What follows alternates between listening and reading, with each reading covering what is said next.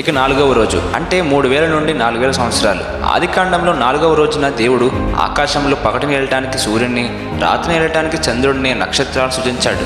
అయితే మానవ చరిత్రలో సరిగ్గా 4000 సంవత్సరాలు ముగిసేసరికి ఈ లోకానికి ఆత్మీయ సూర్యుడు అంటే లోకానికి వెలుగైన యేసుక్రీస్తు అవతరించాడు, the light of the world. ఇక 5వ రోజు అంటే 4000 నుండి 5000 సంవత్సరాలు. ఆదికాండంలో 5వ రోజున దేవుడు జలములలో చేపలను, ఆకాశంలో ఎగిరే పక్షులను సృజించి మీరు ఫలించి అభివృద్ధి పొంది భూమిని నింపండి అని ఆశీర్వదించాడు. ఈ 5000 ఆరంభంలోనే పెంతుకోసు దినాన పరిశుద్ధాత్మ దేవుడు దిగి వచ్చినప్పుడు కేవలం 120 మందిగా ఉన్న శిష్యులు ఒకే ప్రసంగానికి 3000 మందిగా, లక్షలాది మందిగా మారి ప్రపంచానికే అసాధారణ రీతిలో మల్టిప్లై అయ్యారు. ఇక 6వ రోజు 5000 నుండి 6000 సంవత్సరాలు. ఆదికాండంలో 6వ రోజున దేవుడు జంతువులను, ఆ తర్వాత తన స్వరూపంలో మనిషిని సృష్టించాడు. ఇప్పుడు మనం జీవిస్తున్నది ఈ 6000 ముగింపు కాలంలోనే.